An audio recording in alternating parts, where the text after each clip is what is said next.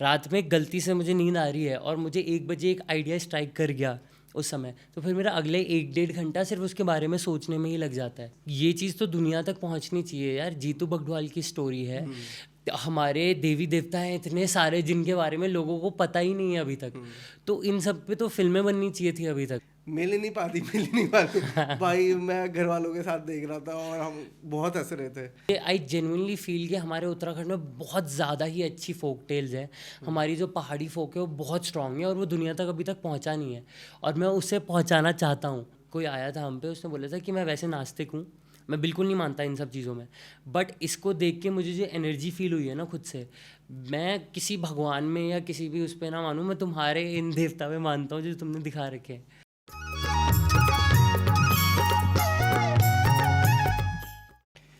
नमस्कार, प्रणाम, पैलाक। मैं आप सभी का स्वागत करता हूं आपके अपने पॉडकास्ट द पहाड़ टेल्स में। आज जो हमारे साथ युवा जुड़े हुए हैं वो इंस्टाग्राम पे आजकल बहुत हिट हैं। उनके शॉर्ट वीडियोस सब जगह चल रहे हैं और वो बहुत ही अच्छा काम कर रहे हैं। उनके जो कॉन्सेप्ट होते हैं, उनकी जो स्टोरी होती है, उसको सब सहार रहे हैं। मैं आप सभी के बीच में स्वागत करना चाहूँगा सृजन का। हाय सृजन।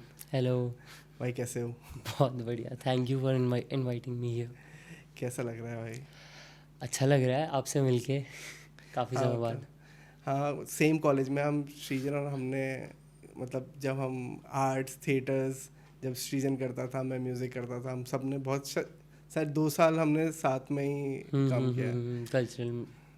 कैसा उस सज्जी में और अब के सज्जी में कितना डिफरेंस है? कुछ है या अभी भी ऐसे ही हो? नहीं, डेफिनेटली है, बिकॉज उस समय तो मैं कुछ ज़्यादा ही छोटा था, तब तो मैं बच्चा था। बट हाँ, मतलब difference as in life experiences से तुम्हें अपने आप ही थोड़े चेंजेस आ जाते हैं अपने अंदर। तो आई थिंक वैसे ही बाकी अंदर से तो मैं वैसे ही इंसान हूँ। तो मैंने जब, मतलब 2 साल पहले जब मैंने आपको देखा था, जब हम लोग जानते थे, मतलब साथ में कॉलेज में थिएटर्स वगैरह कर रहे थे, तो तब आपका जो फोकस था वो थिएटर्स था, है ना? Not exactly. अच्छा। मतलब theatre has always been there. ऐसा नहीं है कि मुझे थिएटर नहीं करना था, बट थिएटर से मुझे वेरी ऑनेस्टली मुझे स्क्रीन से ज़्यादा थिएटर में और ऑन स्टेज बहुत ज़्यादा अच्छा लगता है। मतलब on screen is a good feeling, मज़ा आता है। Okay, like people are loving what I am creating. मुझे इवन इनफैक्ट लोग भी मिलने आते हैं ऐसे कभी कभी। बट वो जो मुझे स्टेज में रह के, जो स्टेज में आफ्टर परफॉर्मेंस जो तुम्हें एक अलग ही लेवल की हैप्पीनेस होती है ना, एक अलग से ही वो अंदर से आती है, वो मुझे और कहीं से नहीं मिल पाई आज तक। तो इसीलिए मुझे लगता है कि आई थिंक थिएटर मेरे लिए हमेशा वही चीज़ रहेगी कि स्टेज है, स्टेज का प्यार बहुत अलग है और सिनेमा का बहुत अलग है। डिफरेंस, मतलब जो दर्शक हैं उनको बताइए डिफरेंस क्या होता है मेन? सो बेसिकली बस सिनेमा में और थिएटर में डिफरेंस यही है कि हम दोनों जगह एक शो देख रहे हैं। थिएटर में इट्स ऑल लाइव, जो हमारे सामने हो रहा है वो उसी समय हो रहा है। You can not pause it और रिवाइंड इट, या फिर कुछ गलती हो जाए तो तुम उसे सुधार नहीं सकते, एंड हो भी जाए तो just get ahead of it. And वो एक्सपीरियंस थोड़ा लाइव में बहुत अलग होता है, क्योंकि तुम लाइव में सब कुछ हमारी आंखों के सामने देख रहे हो। तुम जो फिल्मों में देखने वाले थे, जो तुम अभी तक फिल्मों में देखते आ रहे थे, वो तुम अभी स्टेज में देख रहे हो, और स्टेज में सब कुछ हो रहा है एंड बिल्कुल लाइव चल रहा है। सिनेमा में तो बहुत कुछ है, वहाँ पे कट्स होते हैं, बहुत सारा प्री प्लानिंग इस पे भी होती है, बट इसकी प्री प्लानिंग बहुत अलग होती है थिएटर से। थिएटर में भी prepare for a particular play या फिर स्किट या जो भी है, कोई थिएट्रिकल एक्ट जो हम प्रिपेयर कर रहे हैं, उसके लिए अलग टाइप की प्रैक्टिसेस होती हैं और इसके लिए अलग होती है। इसके लिए तो हमें like as of right now we are shooting, इस पर कट्स आ सकते हैं बहुत सारी। मैं कुछ गलत चीज़ बोल दूंगा तो अभी हम उसे हटा भी देंगे पोस्ट में, बट थिएटर में वो नहीं हो सकता। ऑल्सो थोड़ा बहुत एक्टिंग डिफरेंस भी होता है एंड डायरेक्शन डिफरेंस तो ऑब्वियसली हो गई, because it's theatre and cinema. तो हाँ, that's the most basic difference. बाकी तो दोनों आर्ट फॉर्म्स है, दोनों अपने में अच्छी है। ज़्यादा मुश्किल क्या है आपके पॉइंट ऑफ व्यू से? यार मुश्किल तो दोनों में से कुछ भी नहीं है, एज इन मतलब करना चाहो तो दोनों टैलेंटेड करो। लोगों को लगता है कि मुश्किल कुछ नहीं है। नहीं, आई थिंक यार दोनों ही अपने में फ़न है। मुझे तो I don't look at it from a मुश्किल या वैसा वाला पॉइंट ऑफ व्यू। मुझे तो दोनों चीज़ें पसंद आती हैं, बट मुश्किल I don't know, I think cinema थोड़ा ज़्यादा मुश्किल होगा। If I see it from that perspective, क्योंकि वहाँ पे थोड़ा ऑडियंस को ढूंढ के निकालना और अपने कंटेंट में लेके आना इज़ अ बिट डिफ़िकल्ट। ठीक है। इंस्टाग्राम मतलब अभी आप बहुत चल रहे हो, मैं आपके कॉन्सेप्ट सही में हम भी देखते हैं ना, और हम घर में भी देखते हैं, घर वाले भी देखते हैं, उन सबको अच्छा लगता है, बिना गाली गलौज, बिना कुछ, मतलब मैंने बहुत आपके फ़नी कंटेंट देखे हैं जिसमें ज़्यादा ऐसा कुछ जोक्स नहीं है, बट वो क्योंकि विजुअल्स सिचुएशनल। और जो आपने प्लानिंग करी है, जो स्टोरी बनाई है, वो बहुत अच्छी है। तो ये कैसे सोचते कैसे हो आप इन सब चीज़ों के बारे में, आइडिया कैसे बनता है ये? तो कभी भी ना मैंने एक बारी पहले भी एक पॉडकास्ट में बोला था कि मैं कभी भी सोचता नहीं हूँ या कोई आइडिया पे बिल्कुल ऐसे सोचता नहीं हूँ। It always comes to me. मेरे पे जो भी मुझे आसपास लाइफ एक्सपीरियंसेस दिखते हैं या लोग दिखते हैं, या I get inspired from little things that I see around. जैसे अभी हमारा पॉडकास्ट ही चल रहा है, जैसे मैंने इस पॉडकास्ट से पहले ही बोला था कि मुझे यहाँ पे एक रील शूट करनी है, बिकॉज तो मुझे आइडियाज़ ऐसे ही आते हैं जनरली, एक बस। And it's never the whole script जो मेरे दिमाग में आती है, it's always a small idea जो मेरे दिमाग में आएगा, और फिर उसके around I start weaving story, तो फिर ऐसे ऐसे ऐसे ऐसे करके हो जाता है। बाकी देर is this another thing that I do, मैं रात में रोज़ 10 बजे के बाद वॉक पे निकलता हूँ 1-1.5 घंटे के लिए गाने सुनते हुए। तो जो गानों के साथ जो वाइब बैठती है, फिर स्टोरीज आती हैं, तो बस वही होता है, दैट्स इट। गाने किस टाइप के सुनते हो? यार मैं सब कुछ सुन लेता हूँ, मुझे बस अच्छा लगना चाहिए, एंड मेजरली मूड पे डिपेंड करता है। Although I am a fan of typical Bollywood वाले गाने जो होते हैं जिस पे थोड़ा रोना धोना भी हो रहा है, थोड़ा ड्रामा भी है, मिर्च मसाला भी है, तो आई लव इट। तो उन सब में मुझे बहुत मज़ा आता है। और जो आपकी टीम है, ठीक है, उनका क्या सपोर्ट रहता है? मतलब वो क्या आप उनके आइडिया लेते हो या उनके थ्रू, मतलब उनके साथ कैसे आप काम करते हो? टीम के साथ तो बेसिकली टीम मेंबर्स जो भी हैं वो सारे मेरे साथ के ही हैं, मतलब कॉलेज के ही दोस्त हैं। जैसे जो आपका कैमरा पर्सन है यश, वो भी मेरे साथ ही काम करता है। देयर इज़ कनिष्का उनियाल जो मेरे शूट करती है, बहुत सारे। तो एज इन मेरे साथ हैं ऐसे टीम में मेंबर्स, और वो मेरे साथ के ही हैं, सारे आर्टिस्ट ही हैं जो भी साथ में काम कर रहे हैं। तो इन सब के साथ it's very easy to work, क्योंकि सब लोग साथ के हैं, सब लोगों ने साथ में काम करा है, वैसे करा है।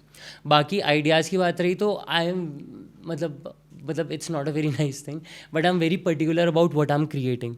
तो ऐसा नहीं है कि I just reject anything on the face, but मुझे थोड़ा सा उसको लेके है कि जो मैं सोच रहा हूँ मुझे वही चाहिए। एंड मैं इस पर बहुत ज़्यादा निट पिकी हूँ, मुझे जो खुद पसंद आता है मैं वही करता हूँ, मैं नहीं करता दूसरों का काम। आई डोंट नो, मतलब थोड़ी पर्सनल चीज़ें। ठीक है। आपने मास कम्युनिकेशन भी करी है ना? तो क्या आपको उसका एक टेक्निकल बेनिफिट मिला, कुछ फ़ायदा हुआ उससे, कुछ मतलब मास कम्युनिकेशन करने का? क्योंकि उसकी पढ़ाई, उसमें कैमरे के बारे में पढ़ाते हैं, तो कुछ फ़ायदा हुआ?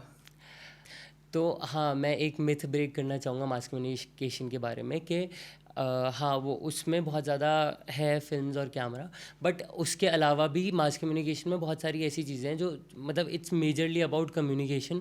और जो मीडिया, जो हमारे बीट मीडिया इंडस्ट्री जिसमें हम लोग काम करते हैं, या फिर मीडिया जो हम डेली उसमें यूज़ कर रहे हैं, तो वो है। सेकेंडली जो उसका जो फ़ायदा, तो जहाँ से मैं बहुत ऑनेस्टली बोलना चाहूँगा, जहाँ से मैंने मास कम्युनिकेशन करी है, जो हमारा कॉलेज है, हमारी यूनिवर्सिटी है, वो ठीक है, मतलब इट्स फाइन। हर जगह का मास कम्युनिकेशन ऐसे ही होने वाला है, कहीं पे भी तुम्हें ऐसा हाथ पकड़ के सिखाएंगे नहीं। हर कहीं तुम्हें खुद के ही स्किल सेट से सीखना पड़ता है। एंड मैं एक चीज़ में बहुत ज़्यादा विश्वास रखता हूँ कि तुम्हें क्लासरूम में तुम कितना भी सीख लो, पर तुम जो खुद से सीखोगे ना, खुद के स्किल सेट से, वो तुम कहीं और नहीं सीख पाओगे। तो मैंने इवन ग्रेजुएशन पोस्ट ग्रेजुएशन भी मास कम्युनिकेशन में कर रखी है, बट मुझे हर जगह एक ही चीज़ लगी थी कि यार मैं ठीक है, मैं सीख रहा हूँ इन लोगों से, बट मैंने वो उतना कहीं और से नहीं सीखा जितना मैंने खुद से सीखा। और जो मतलब दर्शक हैं, मान लो जो गांव में बैठा है या जो शहरों में नहीं है, बड़े बड़े है ना, उनको अगर सीखना है खुद से, तो उसका क्या प्रोसेस रहेगा? उनको क्या करना चाहिए? कुछ बुक पढ़नी चाहिए, कुछ टेस्ट करना चाहिए, कैसे? तो जो फिल्म मेकिंग है ना, इसका सबसे पहला रूल ही यही होता है कि इसमें कोई रूल्स ही नहीं है। अच्छा। तो इसका सबसे सबसे बेनिफिशियल पार्ट यही है। और अभी के टाइम पे तो यार किसके पास फ़ोन नहीं है, हर किसी के पास फ़ोन है, उस पर इतने अच्छे कैमराज हैं। इवन ये तो एक नया वो भी बन चुका है, एक जॉनर ही है अपने में, कि जो तुम सेल फोन से शूटिंग करते हो उसको उसका ही एक फिल्म्स में कैटेगरी आती है अब तो। इवन फिल्म फेस्टिवल्स में भी एक कैटेगरी है जहाँ पे तुम अपने फ़ोन से शूट करके डाल रहे हो। तो उसको उसके अंडर तो उससे मतलब सॉरी, हाँ, तो उससे ही हम इतना कुछ सीख सकते हैं। अपने फ़ोन में सब कुछ है, अपनी सारी दुनिया हमारे जेब में ही है, हमारे फ़ोन में। तो जो अगर हाँ स्पेसिफिकली अगर कोई पहाड़ में रह रहा है, मतलब अगर हम लेट्स से हमारे उत्तराखंड में कोई बहुत दूर पहाड़ में है, उन्हें ये चीज़ सीखनी है, तो सीखना तो यार इसमें कुछ है नहीं। कुछ कुछ बेसिक चीज़ें जो आई थिंक सब लोगों को आनी चाहिए, एंड वो आ ही जाएंगी। अदरवाइज़ फिल्म स्कूल्स हैं जहाँ से तुम कर सकते हो। उतना भी नहीं तो ये इतना ज़्यादा बेसिक नॉलेज है ना कि तुम यूट्यूब में एक वीडियो खोलोगे तुम्हें उससे ही समझ में आ जाएगा। ये 1-2 घंटे का प्रोसेस होता है। पहले आई थिंक अगर कोई सीखना चाह रहा है तो पहले फ़ोन से स्टार्ट करो और फिर कैमरे में शिफ्ट कर जाओ। And at the end of the day अगर तुम्हारे अंदर वो आर्ट है ना किसी चीज़ को देखने की, उस नज़र सिनेमा वाले नज़रिए से, तो तुम कुछ भी कर सकते हो। तब तो फ़ोन हो, कैमरा हो, तुम्हारा टैलेंट ही है फिर तो। मैंने सुना है ना, फिल्म मेकर्स जो होते हैं वो पागल होते हैं, मतलब उनके दिमाग में कुछ ना कुछ चल रहा होता है। ये सच बात है? हाँ, ट्रू ट्रू ट्रू। तो मतलब क्या होता है, वो कैसी बातें चल रही होती है, क्या चल रहा होता है? तो मतलब अब वो मैं बाकियों को तो मैं कुछ बोल नहीं सकता, हाँ, बट हाँ मैं अपना ही बता सकता हूँ कि मुझे एक चीज़ लगती है कि मेरा दिमाग कभी भी शांत नहीं रहता। एंड अब मैं ये नहीं बोल सकता कि ये फिल्म मेकर्स का ऐसा कुछ है या ऐसा ये फिल्म मेकिंग वाली चीज़ से मेरे अंदर आया, बट इन जनरल मेरा बचपन से ऐसा रहा है कि मैं कभी भी शांत नहीं रहा हूँ दिमाग से, और मेरा दिमाग हमेशा चलता ही रहता है, चलता ही रहता है। तो उसके बहुत ज़्यादा प्रोज भी हैं और कॉन्स तो बहुत ज़्यादा ही हैं, क्योंकि तुम्हारा जब दिमाग ही शांत नहीं हो रहा है, सबसे पहले तो तुम रात में सो नहीं पाते हो, और वो सबसे ख़तरनाक चीज़ होती है कि तुम सो ही नहीं पा रहे हो। बिकॉज रात में गलती से मुझे नींद आ रही है और मुझे 1 बजे एक आइडिया स्ट्राइक कर गया उस समय, तो फिर मेरा अगले 1-1.5 घंटा सिर्फ उसके बारे में सोचने में ही लग जाता है। अच्छा, ऐसा भी होता है कि रात को आइडिया आ जाता है? हाँ, ऐसे ही रैंडमली आते हैं आइडियाज़, लेटा हूँ और फिर ऐसे एक आइडिया आ गया और फिर 1-1.5 घंटा तुम उसी के बारे में सोच रहे हो। इतनी सारी जो रील्स वगैरह मेरी ऐसी बनती है क्योंकि रात में आ जाता है अचानक से आइडिया, एंड देन फिर मेरा मैसेज आता है एक ग्रुप में कि कल सुबह शूट कर रहे हैं और इसका कर रहे हैं। अच्छा, इतना रैंडम है? हाँ हाँ, एंड वेरी ऑनेस्टली मतलब मेरा स्क्रिप्टिंग वाला भी इतना कुछ ऐसा है नहीं। मैं बस क्योंकि सारी चीज़ें यही हैं तो मैं इसी के बेसिस पे चलता हूँ। तो वो 1-2 घंटे स्क्रिप्ट नहीं लिखते हो तो क्या करते हो? बस बस सोचता सोचता हूँ। हूँ? हाँ हाँ अच्छा, हाँ, सारा उसी का खेल है, सारा दिमाग का खेल है, उससे ज़्यादा कुछ नहीं है।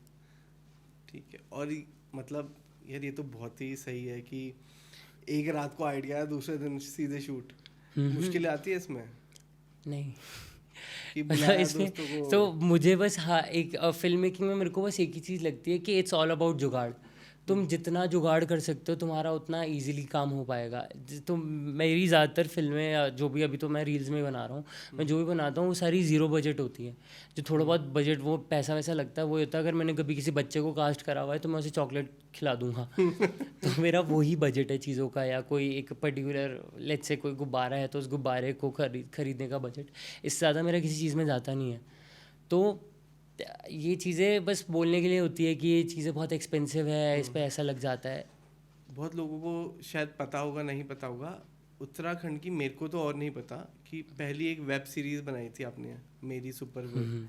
उसका कैसे आइडिया आया दिमाग में? तो उसकी ना बहुत ज़्यादा फ़नी स्टोरी है। वो जो पहला एपिसोड जब उसका आया था ना, वो it was never suppose to be a series, वो कभी सीरीज़ थी ही नहीं। वो मुझे था कि मैं एक शॉर्ट फिल्म कोविड के बाद की बात है, पहला कोविड जस्ट चल ही रहा था, मतलब वो लॉकडाउन ख़त्म हो गया था, बट सब लोग घरों पे ही थे मेजरली। तो उसके बाद की बात है, और मैं एक जो उस पर ऋतिका है जो एक्टर है जिन लब्बी का कैरेक्टर किया है, उनके घर पे गए थे हम शूट करने। एंड मेरे प्लान ये थे कि एक शॉर्ट फिल्म बनाएंगे, क्योंकि वो मेरे दोस्त की ही एक स्टोरी में से आता, उसने एक बार सुनाई थी, उसकी बुआ ने ऐसे ऐसे करा था, तो आई वाज लाइक ठीक है इस पर एक शॉर्ट फिल्म बनाएंगे। तो जाते जाते मैंने सोचा कि यार चलो क्या पता इसका अच्छा ही हो जाए, तो फिर एक सीरीज़ बनाएंगे। एंड जब शूट कर लिया तो उसके बाद लगा यार ठीक है ये अच्छा सा लग रहा है, अब इसकी ना एक सीरीज़ ही बना देंगे।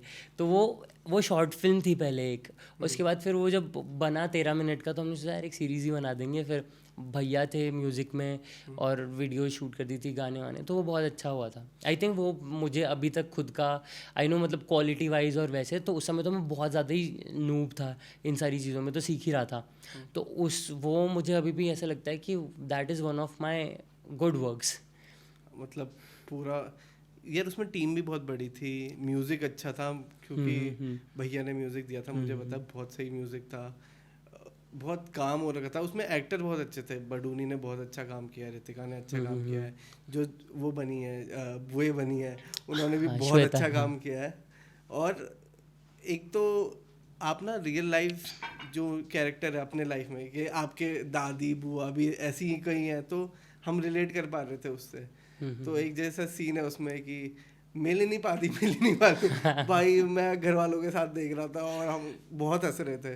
तो ये डायलॉग दिमाग में कैसे आ रहे थे, रियल लाइफ एक्सपीरियंस से या फिर हाँ हाँ सब रियल लाइफ? काफ़ी, मैं पता नहीं चाहता किसका है बट ऐसे है सारे मेजरली रियल लाइफ से ही हैं। एंड उस पर ज़्यादातर चीज़ तो ऑन द स्पॉट होती थी। एंड मेरा जो ये हमेशा से रहा है ना कि मैं विदाउट स्क्रिप्ट चलता हूँ, मैं उस समय भी स्क्रिप्ट में ऐसा नहीं करता था, स्क्रिप्टिंग इतनी ज़्यादा नहीं करता था, मैं पॉइंटर्स में लिखता था। एंड बहुत सारी चीज़ें हमारी इम्प्रोव में चलती थी कि उस समय कैसा चल रहा है, ओके इसके बाद ये बोल दे ये बोल दे ये बोल दे, ऐसे ऐसे कर लेंगे। तो आई थिंक इसीलिए वो थोड़ी ठीक ठाक बन चुकी थी, क्योंकि ज़्यादातर चीज़ें हर किसी के अपने कोर से आ रही थी। और उससे पहले कोविड हुआ था तो सब लोग घरों में बिल्कुल ही दबे पड़े थे, एंड देन फिर उसके बाद सबका वो निकला। अभी कुछ है फ्यूचर मतलब प्लान? पहले तो ये बताओ कि ड्रीम प्लान क्या है, कि ये ड्रीम प्रोजेक्ट है मेरा कि मेरे को ऐसा ये बनाना है जब मैं बहुत केपेबल हो जाऊंगा, बहुत मेरे पे बजट होगा या जो भी है, जो भी रिसोर्सेज हैं वो होंगे, तो मैं ये करना चाहता हूँ। हाँ, मेरे एक्चुअली है 2-3 ऐसी स्क्रिप्ट्स हैं जो मेरे प्लान्स में है कि मैंने ये इनकी फ़ीचर लेंथ फिल्म्स तो बनानी है, और जो भी हैं वो सारी हमारे उत्तराखंड की स्टोरी से ही आती है। मुझे आई जेन्युइनली फील कि हमारे उत्तराखंड में बहुत ज़्यादा ही अच्छी फोक टेल्स हैं। हमारी जो पहाड़ी फोक है वो बहुत स्ट्रॉन्ग है और वो दुनिया तक अभी तक पहुँचा नहीं है, और मैं उसे पहुँचाना चाहता हूँ। तो कुछ स्क्रिप्ट्स जो मेरे पास हैं, सो एक रिसेंटली मैंने एक प्ले करा था, उसकी मैंने स्क्रिप्टिंग करी थी और मतलब डायरेक्ट भी किया था। उसका नाम है दैनी वेजा। तो मैं उस प्ले को एक फ़ीचर लेंथ फिल्म बनाना चाहता हूँ, एंड दैट इज़ अभी के लिए तो मेरा वो ड्रीम प्रोजेक्ट वही है कि मुझे थोड़ा सा इंडस्ट्री में जाना है, मेरे को थोड़ा काम वाम करना है, अच्छा खासा पैसा कमाना है। उसके बाद तो मैं उत्तराखंड के लिए मेजरली काम करना चाहता हूँ, नॉट डायरेक्टली बट इनडायरेक्टली। मैं बिल्कुल ही उत्तराखंड वाला उत्तराखंड बेस्ड काम नहीं करना चाहता। मैं चाहता हूँ कि मैं ऐसा काम करूँ जो पूरी दुनिया को समझ में आए। वो सिर्फ उत्तराखंड तक लिमिटेड ना रहे, वो सब पूरी दुनिया समझे कि ओके ठीक है, ये उत्तराखंड है जो हमने आज तक देखा नहीं है। वही है, क्योंकि मैंने भी ऑब्जर्व किया है कि स्टोरी, गाने, सब कॉन्सेप्ट सबका ऑलमोस्ट सेम है कि गाना है, दो लड़का लड़की होंगे वो नाच रहे होंगे, ठीक है। कॉन्सेप्ट वाली वीडियोस मेरे को भी बहुत कम लगती है। अब मैं ये नहीं बोल सकता कि ये गलत है सही है, क्या पता लोगों को ये पसंद आ रहा हो, है ना। पर आपका क्या कहना है इस पे कि हम इस चीज़ को सुधार सकते हैं, या ये चीज़ क्योंकि लोगों को पसंद ही आ रहा है तो इस पे हम कुछ कर नहीं सकते हैं? मैं देखो एक चीज़ को बहुत ज़्यादा मानता हूँ कि लोगों की पसंद ना बदल सकती है। देर इज़ नो वो एक बिल्कुल ऐसा हार्ड पॉइंट नहीं है कि ओके यही है जो लोगों को पसंद आता है। मुझे ये चीज़ बहुत ज़्यादा लगती है कि यहाँ के लोगों को कि वो एक चीज़ में अभी अटक के रह गए हैं थोड़ा सा, वो जंगल में जो नाच रहे हैं लड़का लड़की, एंड देन उस चीज़ से थोड़ा सा निकलने की ज़रूरत है। एंड इसके अलावा भी बहुत सारी कहानियाँ हमारे उत्तराखंड में। एंड मुझे बस एक चीज़ ही लगती है कि मैं इसीलिए थोड़ा सा लगता है कि मैं एक्सपेरिमेंट करने से मुझे डर लगता है कि लोग यहाँ के कर ही नहीं रहे एक्सपेरिमेंट। उत्तराखंड में इतनी सारी कहानियाँ, इतनी सारी फोक टेल्स हैं, इतनी सारे पोटेंशियल है बहुत सारी चीज़ों में कि यार ये चीज़ तो दुनिया तक पहुंचनी चाहिए यार। जीतू बगडवाल की स्टोरी है, हमारे देवी देवता हैं इतने सारे जिनके बारे में लोगों को पता ही नहीं है अभी तक। तो इन सब पे तो फिल्में बननी चाहिए थी अभी तक, बट फिर बन क्या रहा है, वो जो बन रहा है वो हम देख ही रहे। तो एंड मैं ये नहीं बोल रहा हूँ ख़राब बन रहा है, वो अपने उससे बहुत ठीक बन रहा है, बट मुझे लगता है यार जितना मतलब जितने ये लोग पैसे लगा रहे हैं ऐसी चीज़ों में, उससे उतना ही पैसे में हम और अच्छी चीज़ कर सकते हैं। एंड एक्चुअली में हम उत्तराखंड का नाम बहुत ऊंची जगह पहुंचा सकते हैं अगर हम अच्छे से ध्यान लगा के काम करें इन चीज़ों में। तो मतलब मैं जानता हूँ आपकी फैमिली को, ठीक है, बहुत उत्तराखंड का। हम अभी बहुत सारे पॉडकास्ट में लोग आए और उन्होंने बोला कि कहीं ना कहीं उनका कनेक्शन ना आपकी फैमिली से था। किसी की आपकी मम्मी किसी की टीचर थी, उन्होंने बोला कि करो। बहुत सारे हम लोग जानते हैं कि जिनको आपके पापा ने चांस दिया है, तो उनका इंटरेस्ट कैसे, मतलब वो इतने सपोर्टिव हैं लोगों को लेकर, तो ये मतलब कैसे बैकग्राउंड क्या सोचते हैं उनके, क्या फैमिली में आपके चल रहा है ये कि हमें लोगों को सपोर्ट करना है, ये कैसे उनके दिमाग में आता है? I think it all started from my father. पापा ही थे जो जिनको आई थिंक उनको हमेशा से आर्ट में इंटरेस्ट रहा है। वो भी थिएटर बहुत करते थे जितना मुझे पता चला है इधर उधर से। अच्छा। तो पापा ने मतलब वैसे तो जिस हर किसी के पापा की तरह पापा ने भी सरकारी जॉब करी है, तो वो उसमें थे। तो पापा को ना उस समय स्कूल, पापा डाइट टिहरी में थे, तो वो डिस्ट्रिक्ट कोऑर्डिनेटर थे और उन्हें स्कूल्स में जाना होता था। तो वहाँ जब भी देखते थे ना कि कोई टैलेंटेड बच्चा है जो थोड़ा सा अंडर प्रिविलेज बैकग्राउंड से आ रहा है, तो पापा उनकी हेल्प करते थे किसी ना किसी तरीके से। तो अगर कोई बहुत अच्छा सिंगर है, ऐसे बहुत सारे रहे हैं जिनकी इनफैक्ट अभी शादियाँ भी हो चुकी है, जिनकी पापा ने ही स्टार्ट करी थी हेल्प करना और उनके लिए एल्बम निकलवाई थी। तो वैसे ही इट स्टार्टेड। पापा ने ही मतलब दूसरों की हेल्प करते करते फिर वहाँ से हमारी फैमिली में वैसे आ गया कि भैया को म्यूज़िक में इंटरेस्ट था और उनको जाग गया अचानक से, और फिर उन्होंने भी स्टार्ट कर दिया। बट कहीं ना कहीं क्योंकि पहाड़ी पेरेंट्स घर वाले तो वही हैं, तो वो तो था ही कि कुछ पहले तो कुछ बनो, एज इन कुछ नौकरी करो फिर ये सब करो। तो भैया तो उनके वो थे पहले एक्सपेरिमेंट, मतलब उन्हें पहले वो कराया था, उन्होंने इंजीनियरिंग करी है गुरदौड़ी से। और फिर उन by the end of his 4th year वो अपना ये करने लग गए थे, म्यूज़िक करने लग गए थे। और फिर चैता की चतवाली भी तभी आया था जब उनका कॉलेज का फाइनल ईयर चल रहा था। अच्छा। और फिर वहाँ से वो ही रोज टू फेम, और उसके बाद से तो उनकी तो जर्नी खैर अलग ही रही है। तो वहाँ से वो था। मैं थोड़ा ज़िद्दी था, तो मैंने बोला मुझे नहीं करना ये IIT वगैरह, मैं अपना करूँगा। तो फिर मेरा अपना अलग था, उनका अलग था। और अभी कैसा रिएक्शन है घर वालों का जो आपका काम देखते हैं उनको? अभी तो दे आर वेरी सपोर्टिव, अभी तो सब लोग अच्छे से हैं, उनको they are very proud of what I do. पर हाँ मतलब वही चीज़ है, सपोर्टिव तो बहुत ज़्यादा है अभी मेरे घर वाले। हाँ मतलब हाँ, जब अब बाहर तो वालों को सपोर्ट हाँ करना है तो भाई घर में तो सपोर्ट होगा ही। हाँ। पहले इतना नहीं था, मतलब पहले सपोर्ट करते थे, बट पहले वो वाली चीज़ थी कि तुम नौकरी करो ना पहले, तुम वो क्यों नहीं कर रहे हो, ये सारी तो बात की चीज़ें हैं।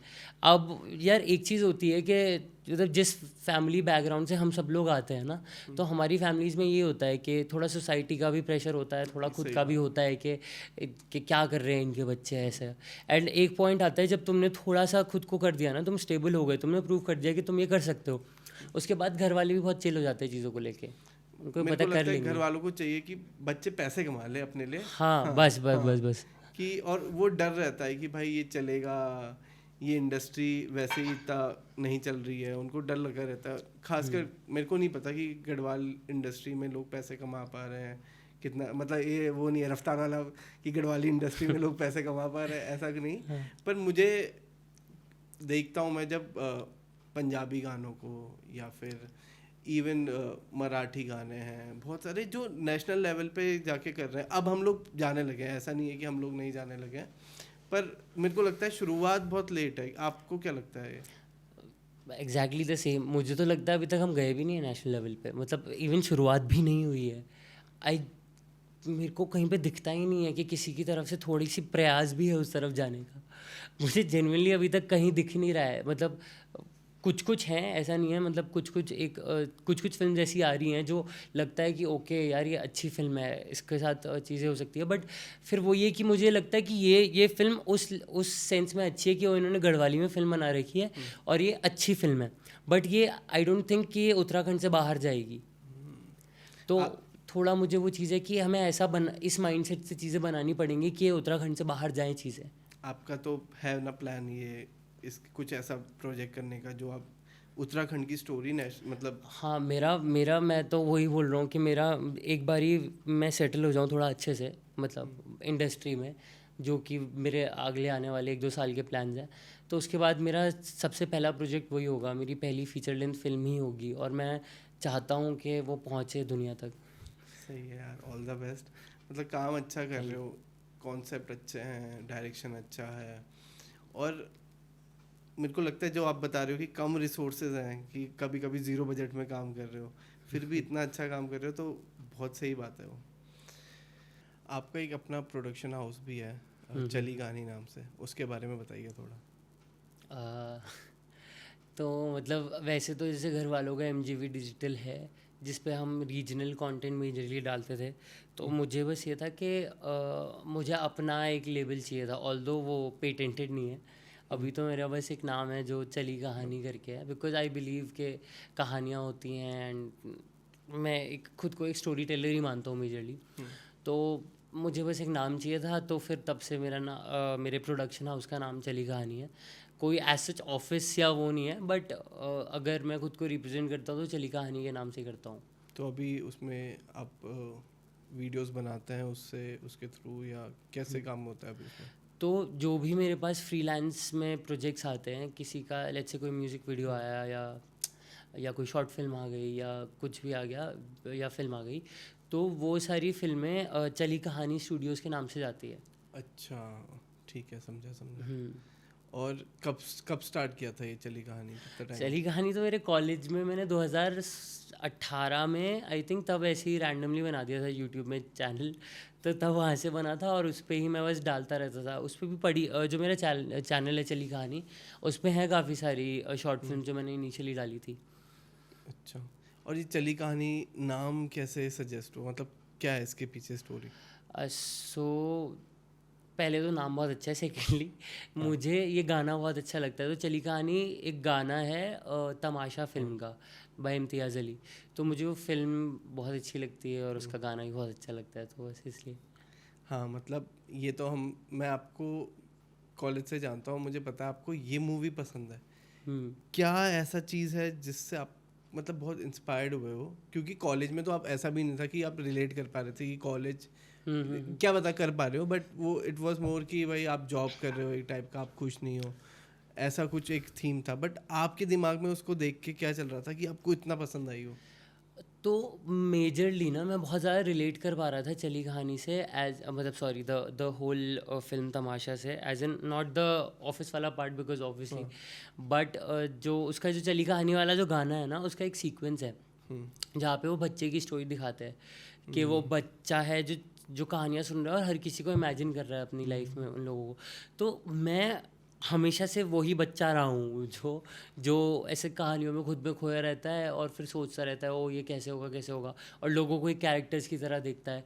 तो मैं उस वाली चीज़ से बहुत ज़्यादा इंस्पायर हुआ हूँ कि okay this is a visual representation of what I use to feel. मैं हमेशा से ऐसा ही फील करता था कि ओ ऐसे कहानियाँ हैं, ये कहानी ऐसे लोगों पे दिखता रहता था कि ऐसे होगी, और आंखों के सामने हमेशा कुछ ना कुछ इमेजिनेशन चल रही है कि ओ ये ऐसा होगा, ये स्टोरी ऐसे हो सकती है, इनका ये सब हो सकता है। तो इसलिए मैं उस फिल्म से ज़्यादा रिलेट कर पाया हूँ। क्या वो फेवरेट फिल्म बोल सकते हैं आपकी? यस, एज इन बॉलीवुड में तो यस, बट हाँ, बट मेरी फेवरेट फिल्म हैरी पॉटर है। मैं ज़्यादा फिल्में देखता नहीं हूँ वेरी ऑनेस्टली, मेरे को देखने से ज़्यादा बनाने में विश्वास है। तो मैं फिल्म्स बिल्कुल ही नहीं देखता हूँ, बहुत कम देखता हूँ। तो मैं फैंटेसी फिल्म्स देखता हूँ, जो भी देखता हूँ सुपर हीरोज़ वाली फिल्में मुझे बहुत अच्छी लगती है, एंड मुझे हैरी पॉटर की पूरी सीरीज़ बहुत पसंद है। अब तो हैरी नहीं नहीं, पॉटर मैं का वही रिपीट पे देखता रहता हूँ कुछ कुछ टाइम में। सही। तो कुछ ऐसा प्रोजेक्ट था या ऐसी मूवी थी या ऐसी शॉर्ट फिल्म थी जिससे आपको सीखने को बहुत कुछ मिला, ऐसा कुछ रहा है कभी? तो सीखने का तो मैं एज सच बोल नहीं सकता, बिकॉज मैं कुछ भी देखता हूँ तो मुझे थोड़ा बहुत सीखने को मिल ही जाता है। And as I said earlier कि मुझे ज़्यादा देखना पसंद नहीं है। मुझे बस मैंने खुद के बारे में एक चीज़ नोटिस करी है कि जब से भी मैंने कुछ कंटेंट वगैरह बनाना स्टार्ट करा है, एज इन शॉर्ट फिल्म्स, फिर अभी इंस्टाग्राम पे, मुझे जब भी ऐसा लगता है ना कि थोड़ा लो चल रहा है, या थोड़ा बहुत सेल्फ डाउट्स तो सब पे आते ही हैं, तो तब मुझे हमेशा से मैंने अपना अपना ही काम वापस से रिपीट में देखा है, पुराना वाला। और जब भी मैंने देखा है तो मुझे ये फीलिंग आई है कि यार जब मैं इतना अच्छा काम कर सकता हूँ, मैंने पहले भी करा है ये काम, तो मैं आगे भी और कर सकता हूँ अच्छा। तो मेरे लिए अभी के टाइम पे इंस्पिरेशन मेरा पुराना काम रहती है कि ओके मैंने इतना अच्छा काम करा है तो अब मैं दोबारा कर सकता हूँ। जब आपकी फर्स्ट रील हिट हुई थी, पहले तो कौन सी रील थी वो जो जिसने मतलब ये चल गई है, इसमें मिलियन में व्यूज़ आ गए हैं, और पहली तो वो कौन सी रील थी और उसके बाद आपका रिएक्शन कैसा था?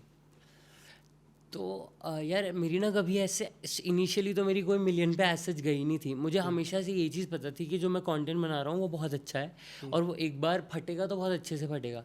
तो मेरी आई थिंक जो पहली जो रील थी जो वो थी मल्टीवर्स के बारे में थी, एंड उस पर शुभांगी ही थी, आपकी बहन। अच्छा। तो वो और मैं ही थे उस वाली उसके साथ ही मैंने वो वीडियो डाली थी। तो वो वीडियो बहुत अच्छी चली थी, एज इन मेरा पहला 100K क्रॉस अच्छा। रील में वही हुआ था। और उससे मेरे थोड़े फॉलोअर्स गेन हुए थे। फिर धीरे धीरे करके ऐसे ऐसे करके मैं जब बनाता रहा, फिर मेरे साथ हमेशा ये होता था कि मैं बहुत सारा कंटेंट बना रहा हूँ, फिर एक मेरी ऐसी वीडियो है जो चल जा रही है, उस वीडियो के चक्कर में लोग मेरा पुराना कंटेंट देखते थे और फिर वो भी चलने लग जाता था। तो जब इनफैक्ट जब मेरे 10K फॉलोअर्स, जब मेरे आई थिंक 6,000 के अराउंड थे, एंड देन फिर सडनली मेरा अकाउंट बूम हुआ था। फिर उस समय तो मेरे आई थिंक 40-50 हज़ार ऐसे अगले 5-10 दिन में ही हो गए थे, क्योंकि वो था कि बहुत सारा कंटेंट है और सब लोग देखने लग गए थे धीरे धीरे धीरे करके। तो फिर वहाँ से मेरे आई थिंक पहली वीडियो एक चाय वाली थी, वो आई थिंक पहली मिलियन गई थी, एंड वो भी उस लॉट में से थी जो एक एक करके चल रही थी। उसके बाद तो अब तो जाती रहती है। तो एक चीज़ बताओ, आपको क्या लगता है ये, मतलब कंटेंट तो आप हमेशा से ही अच्छा बना रहे थे, थीम जो आपके आइडियाज़ रहते हैं वो हमेशा से ही अच्छे थे, तो ये क्या लक का गेम है या एल्गोरिदम है, या मतलब कोई चीज़ चलती है? क्योंकि जब आप भी बता रहे हैं कि जब आपकी वो एक रील किसी ने, क्योंकि वो ट्रेंड पे चल रही होगी तो वो किसी ने देखी, फिर बाकी सब देख के भी लोगों को पसंद आने लगी, तो ये क्या, मतलब हम लक बोल सकते हैं इसको, क्या बोलेंगे इसको? आई थिंक लक तो प्ले करता ही है हर जगह, वो तो हर एक चीज़ में है ये। हाँ, बट इस पे मुझे अपने कंटेंट को लेके पर्टिकुलरली ये लगता है कि मैं कभी भी नॉर्म्स के साथ गया नहीं हूँ। कि जनरली लोग क्या करते हैं कि लोग अपनी वीडियो के स्टार्टिंग में ही एक हुकअप लाइन डाल देते हैं जिससे लोग पूरी वीडियो देख ले कि ओ इसने ऐसे क्यों बोला, या ये क्या चीज़ थी जो हमने पहले देखी। तो I never work with that. तो अगर मेरी कोई एक वीडियो चलती है तो लोग पहले जाते हैं, फिर देखते हैं कि ओ इसने बनाया, एंड अगर कोई मेरा कंटेंट पूरा देख ले तो उन्हें समझ में आएगा, because it's always slow burn. मेरा कोई भी कंटेंट ऐसा नहीं होता कि तुमने पहले के 10 सेकंड देखे एंड यू आर लाइक कि ओ यार कि ये तो बहुत ही अच्छा कुछ है। नहीं, 1-1.5 मिनट की वीडियोस होती हैं अब तो, क्योंकि इंस्टाग्राम के रील्स का टाइम भी बढ़ चुका है, तो वो 2-2.5 मिनट की वीडियोस हो चुकी हैं। ऑलरेडी लोगों का टाइम अटेंशन स्पैन है ही नहीं, तो उस पर वो लोग कहाँ ही देखेंगे। तो जब कोई देखता है ऐसी कोई रील जो वायरल चल गई, उसके बाद लोग जाते हैं फिर वो मेरी बड़ी वीडियोस भी देखते हैं, तो फिर वो शेयर होती है और फिर फेमस होती है। यही मेरा खुद का एक्सप्लेनेशन है। कभी किसी ऐसे एक्टर, डायरेक्टर या किसी जिसको, जो आपकी इंस्पिरेशन हो, या मतलब नॉट इंस्पिरेशन की, जिसका कमेंट या जिसके अप्रिसिएशन से आपको मिला हो कि भाई अब मैंने फोड़ चुका है, इन्होंने अगर बोला है ना, तो ऐसा आया है कभी? मतलब ऐसे आते बहुत सारे हैं। मतलब पहले जो मुझे चीज़ें लगती थी कि वेरी हाई टू रीच, वो अब नहीं है इतनी, बिकॉज अब जाके मेरे साथ बहुत सारे इन्फ्लुएंसर्स हैं, इंस्टाग्राम सेलिब्रिटीज़ हैं जो जुड़ चुके हैं, जो मुझे खुद से फॉलो करते हैं और फिर बात होती है। तो उनका नाम बताना चाहोगे? यार एज सच मुझे अभी उसका नाम क्या है, मुझे नाम याद नहीं आ रहा, बट है काफ़ी सारे। एक तो who is that girl from Nainital से जो who was among the initial creators, Dolly Singh. हाँ, उन्होंने भी फॉलो किया था मेरे को रिसेंटली। तो ऐसे तो बहुत सारे हैं, बट फिर अभी तक मेरे को वो नहीं आया है कि वो अब कर दिया। अच्छा। तो वो मैं उसका वेट कर रहा हूँ कि अब मैंने कर दिया, एंड आई डोंट थिंक वो कभी आ पाएगा, क्योंकि लाइफ ऐसी होती है, तुम एक गोल पकड़ो उसके ऊपर तुम्हें और बड़ा गोल दिख जाएगा। किसी डायरेक्टर या एक्टर के साथ काम करने का मन है कभी? नहीं। नहीं मतलब एज सच मेरा कुछ वो नहीं है कि मैं इनके साथ करना ही चाहता हूँ। मैं बस चाहता हूँ कि मैं अच्छा काम करूँ। मुझे एज सच एम्बिशंस ऐसे वाले नहीं है कि मुझे इस पर्टिकुलर डायरेक्टर या इस पर्टिकुलर एक्टर के साथ काम करना है। मैं बस चाहता हूँ कि मैं खुद से ऐसा इंसान बन जाऊँ कि लोग मेरे साथ काम करना चाहें। मेरे अपने एज सच नहीं है कि मैं तो जनरली चाहता हूँ कि जो मेरे साथ के लोग हैं मैं उनको ऊपर पहुँचाऊँ अपने साथ, रादर दिन किसी और के साथ करने के। सही बात। क्योंकि भाई जब साथ मिलके चलेंगे तभी कुछ अच्छा कर पाएंगे। अब तो हो चुके हो फेमस, ठीक है, बहुत सारे कोलैब आ रहे हैं, बहुत सारे लोग रीच आउट कर रहे हैं। कभी कोई ऐसे पर्सन, मतलब कोई ऐसा प्रोजेक्ट आया जिसमें जो आपके लिए शॉकिंग था और जो बहुत मुश्किल था, जिन्होंने बहुत परेशान किया, तो आपको लगा भाई, इनिशियली तो लगा कि भाई बहुत अच्छा काम है, मज़ा आएंगे, बट बाद में उन्होंने परेशान किया हो? एज सच परेशान तो नहीं किया, बट हाँ ऐसे कुछ कुछ भी किया। मतलब there is this one particular celebrity, जो सेलिब्रिटी हैं अच्छा। जिन्होंने इंडस्ट्री में काम करा है, like she is very famous as in जहाँ पे जिस लेवल पे उन्होंने काम करा है। तो उन्होंने आई थिंक वो देहरादून में ही रहती हैं, उनका सेकंड घर, दूसरा घर यहीं पे है। तो उन्होंने बुलाया था क्योंकि रील्स वगैरह के थ्रू या जो भी था उनको कुछ काम था, तो उन्होंने बुलाया था एंड उन्हें कोलैब टाइप का करना था। उस समय मेरे फॉलोवर्स भी ज़्यादा नहीं थे तो उन्हें कोलैब भी नहीं करना था। She basically wanted a video for her own product that she was selling. तो उसके लिए था, बट फिर जैसे ही मैं उनसे मिला तो it was like okay nice, celebrity है, सब कुछ अच्छा है। But then after a point it was like कि ओके वो बस उसी चीज़ के बारे में ही बात कर रही है। उसका कुछ मतलब एक होता है ना कि मैं ए इंसान हूँ और ये मेरी पर्सनालिटी है, बट मेरी पर्सनालिटी वो नहीं हो सकती जो मैं एक पर्टिकुलर सीरियल करके आ रखा हूँ और उसी से मेरे को लोग जानते हैं। तो उनकी पर्सनालिटी ही वो थी। तो थोड़ा सा वो हो गया था कि हर चीज़ में वही आ रहा था। और after a point it was like कि उन्होंने बोला ये काम है एंड आई वाज लाइक ठीक है, मैं आपको अपना बजट बता दूंगा। But then she was like कि हम तो करते ही रहेंगे अब काम। तो बेसिकली शी वाज सिग्नलिंग कि थोड़ा फ्री में कर लेते हैं, हम बहुत ही सस्ते में काम कर लेते हैं। And she also pointed out to the fact कि मैं इतनी बड़ी सेलिब्रिटी हूँ तो तुम मेरे साथ अगर कोलैब करोगे तो तुम्हारा कितनी अच्छा, बड़ी बात हो जाएगी। ये तुम्हारा ऐसा नाम हो हाँ हाँ जाएगा। हाँ। तो इनडायरेक्टली ये चीज़ बोल दी थी। तो फिर मैंने बस अगले दिन उन्हें अपना बजट भेज दिया जो उन्होंने ऑब्वियसली रिजेक्ट कर दिया। तो उसके बाद बात नहीं हुई। तो ये लगता है आपको कि जो लोग टीवी पे दिखाते हैं अपने आप को कुछ, वो अलग अंदर से कुछ और होते हैं? हाँ हाँ डेफिनेटली यार, ये तो मतलब मैं इट्स एक्टिंग की इट्स बात नहीं, मगर जब जैसे भी अगर वो रियल लाइफ भी अपने बारे में बता रहे हैं, इवन अब तो बहुत सारे लोग क्या कहते हैं रील्स बनाने लगे हैं, मतलब अपने व्लॉग्स बना रहे हैं, अपनी लाइफ के बारे में बता रहे हैं। क्या उनकी लाइफ उतनी सही में रियल है कि नहीं है? नहीं बिल्कुल नहीं है। Because as creators we choose to show what we want to show to people.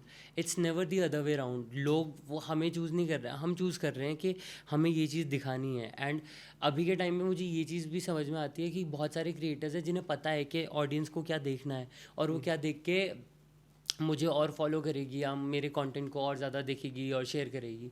तो कोई भी रियल नहीं है। जो जो भी हम दिखाते हैं सोशल मीडिया में, कोई भी नहीं है ऐसा। हर किसी की अपनी अलग साइड है एक, जो शायद हमारे दोस्त लोग या हमारे फैमिली मेम्बर्स, और फैमिली मेम्बर्स छोड़ो, हमारी अपनी खुद की एक ऐसी साइड होती है जो सिर्फ हमें ही पता है। जहाँ कोई नहीं है वहाँ मैं अकेला हूँ और मुझे पता है मैं अकेला में कैसा इंसान हूँ। अब मैं अच्छा हूँ बुरा हूँ वो मुझे पता है। ठीक है। अब काफ़ी टाइम से रील कर रहे हो, कॉलेज से कर रहे हो, कभी ऐसा टाइम आया कि भाई लगा कि यार इसमें नहीं हो रहा है और छोड़ देता हूँ? मतलब हाँ ऐसे फेजेस तो आते ही रहते हैं थोड़े आते थोड़े। रहते हैं। हाँ हाँ बहुत ज़्यादा आते हैं कि मज़ा नहीं आ रहा या वो हो नहीं रहा, वो चीज़ नहीं कर रहा हूँ जो मुझे लाइफ में करनी थी। But there is this one thing जो मैंने सीखी अपनी लाइफ से कि अभी अगर लो चल रहा है तो इसके बाद एक हाई आएगा और वो हाई बहुत अच्छा होगा। और जो मैं अभी लो जा रहा हूँ इससे बस मुझे यही सीखने को मिल रहा है कि ओके मैं इतना लो जा रखा हूँ और मैं ज़िंदा हूँ अभी भी, मुझे ठीक ठाक हूँ, खाना खा रहा हूँ, पेट में खाना जा रहा है, तबीयत ठीक है, सब कुछ ठीक है। तो अगर मैं इतना नीचे गिर के भी वापस उठाऊँ तो मतलब अभी तो बहुत कुछ है। अभी तो मैंने कुछ देखा ही नहीं है फिर लाइफ में। लाइफ में सबसे ज़्यादा अभी तक किसने सपोर्ट किया है घर वालों के अलावा? कोई दोस्त, कोई? एज सच तो हाँ, मतलब सारे दोस्त ही हैं जो सपोर्ट करते हैं, इन सब के अलावा मतलब बाकी घर वाले और दोस्त ही हैं। एज सच तो कोई ऐसा अलग से इंसान नहीं है। अच्छा, एक और चीज़ मैंने ऑब्जर्व करी है, आप अपने जो वीडियोस है उसमें खुद एक्ट भी करते हो, ठीक है? तो एक्टिंग ज़्यादा पसंद है या डायरेक्शन? दोनों। दोनों। आई थिंक डायरेक्शन मुझे ज़्यादा पसंद है। मुझे अच्छा लगता है कि जो मैंने डायरेक्ट किया है, जो मैंने बनाया, वो दुनिया देखे। हम्म। तो हाँ, if I have to choose तो फिर मैं डायरेक्शन को चूज़ करूँगा। और एक्टिंग मतलब जब आप करते हो हम्म, तो आप, क्योंकि डायरेक्शन भी आपने करा है ना, हम्म। तो आपके दिमाग में कैरेक्टर है। क्या अगर कोई दूसरा मतलब कोई भी दूसरा आदमी करेगा, उसको समझाना ज़्यादा मुश्किल होगा, आपको ऐसा लगता है?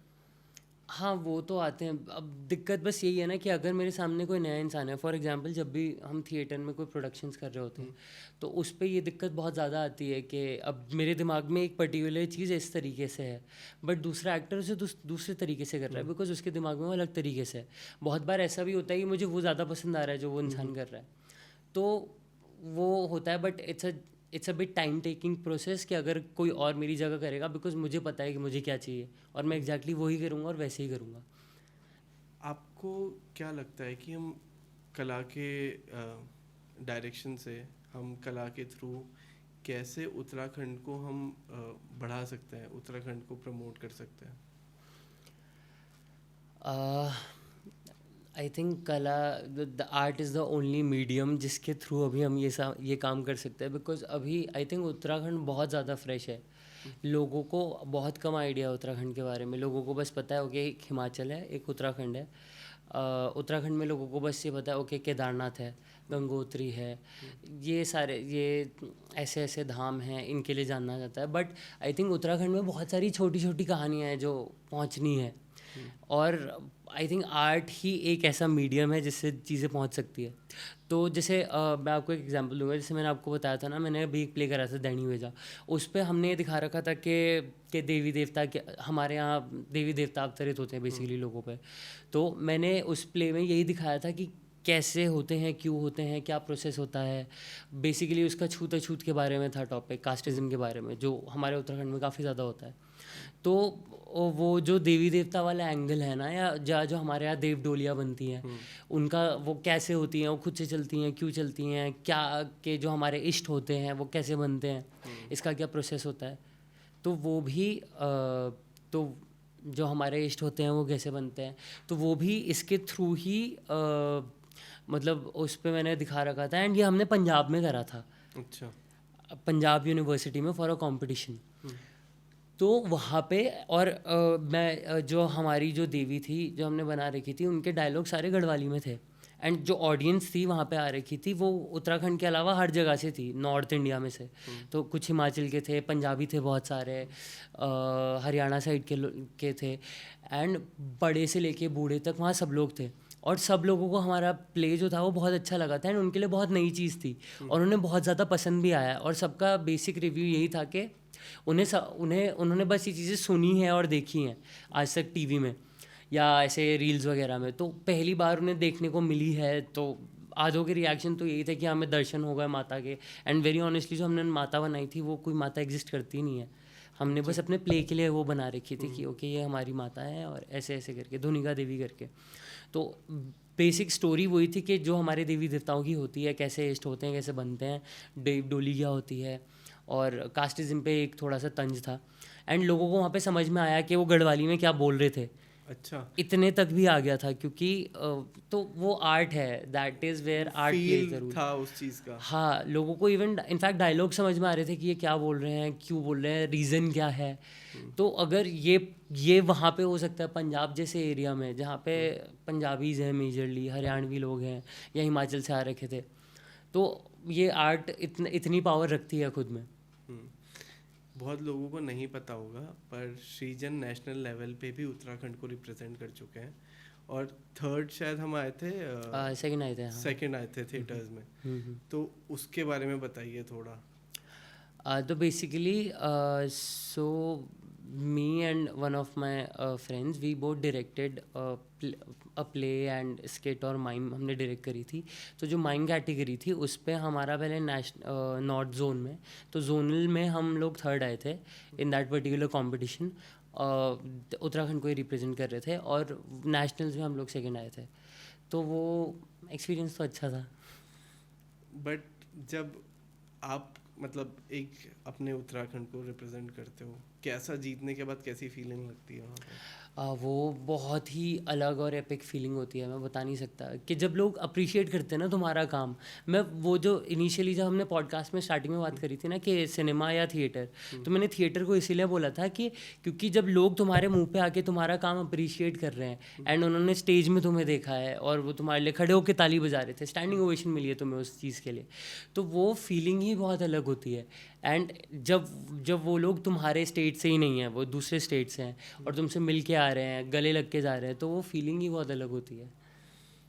कोई ऐसा पर्सन आया कब, मतलब मैंने देखा है आपके बहुत इमोशनल भी होते हैं, तो किसी ने आपको बोला हो या किसी ने देख के बोला हो कि भाई मैं आपकी ये वीडियो या आपका ये प्ले देख के मैं रो गया? हाँ, लोग तो रोते रहते हैं. मेरी आधी वीडियोस इंस्टाग्राम में तो मेरी आधी वीडियोस ऐसी होती है जिस पे कुछ ना कुछ रुआड़े मचा रखे हैं लोगों ने, या वो तो मतलब हाँ, इमोशनल होती है चीज़ें, लोग रोते भी हैं. आई थिंक जो जो रिसेंट स्टेज प्ले था, जो दैनी वेजेस की बात कर रहा था, उसके बाद बहुत सारे लोग रोते हुए आए थे.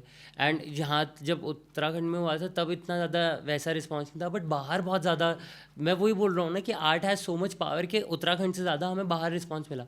वहाँ पे I don't know, I think वो जम्मू की कोई लड़की थी, वो बहुत ज़्यादा ही रो रही थी. एंड वो आई थी, वो गले लग के गई थी. एंड अब मुझे नहीं पता उसका क्या एक्सपीरियंस था, मैं ज़्यादा पूछना भी नहीं चाह रहा था because she was crying like any thing. तो वो रो रही थी बहुत ज़्यादा. एंड सब लोगों के लिए बस ये था कि जो भी देखा है it's out of the world. एक हाँ, एक रिएक्शन बहुत अच्छा आया था. एक कोई आया था हम पे, उसने बोला था कि मैं वैसे नास्तिक हूँ, मैं बिल्कुल नहीं मानता इन सब चीज़ों में, बट इसको देख के मुझे जो एनर्जी फील हुई है ना खुद से, मैं किसी भगवान में या किसी भी उस पर ना मानूँ, मैं तुम्हारे इन देवता में मानता हूँ जो तुमने दिखा रखे हैं. अरे ये तो बहुत बड़ी बात है यार. हाँ हाँ, आई मतलब नो. कि किसी नास्तिक को तुमने आस्तिक बना दिया एक प्ले के थ्रू. और मतलब यार, प्लेज में हम एक्टिंग ही कर रहे होते हैं, उसमें जैसे हम चावल वगैरह फेंक रहे थे, तो लोगों ने वो भी इकट्ठा करके संभाल के रखे हुए हैं. मुझे इंस्टाग्राम में मैसेज आते हैं अभी भी लोगों के जो बोलते हैं कि आपने जो वो फेंके थे ना स्टेज से चावल, वो हमने अपने मंदिर में रखे हुए हैं.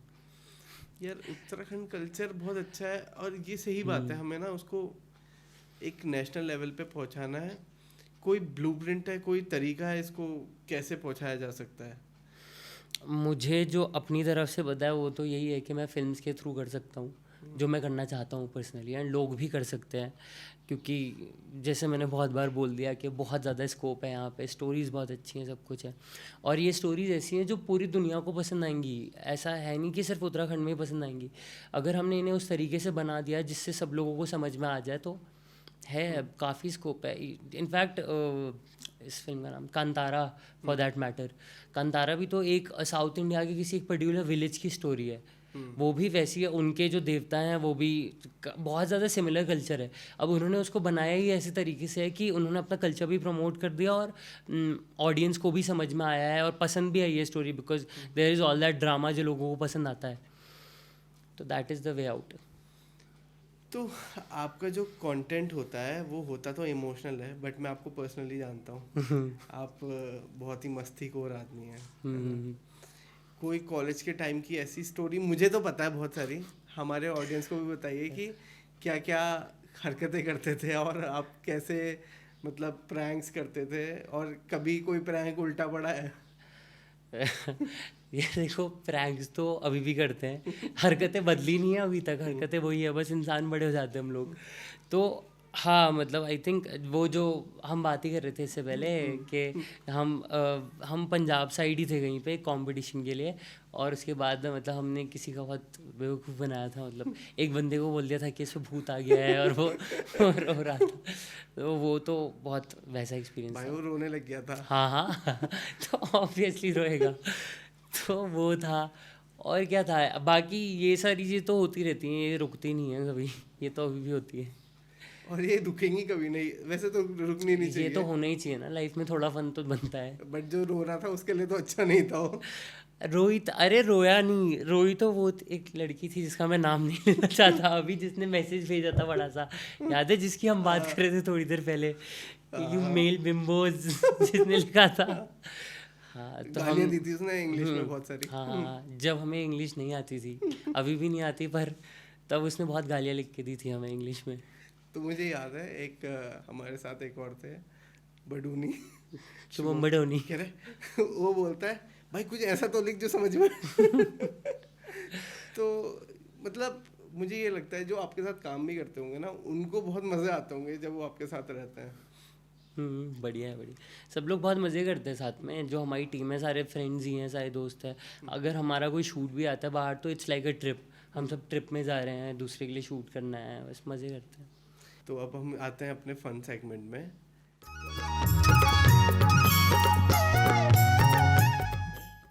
तो मैं आपसे कुछ क्वेश्चन पूछूंगा, ठीक है?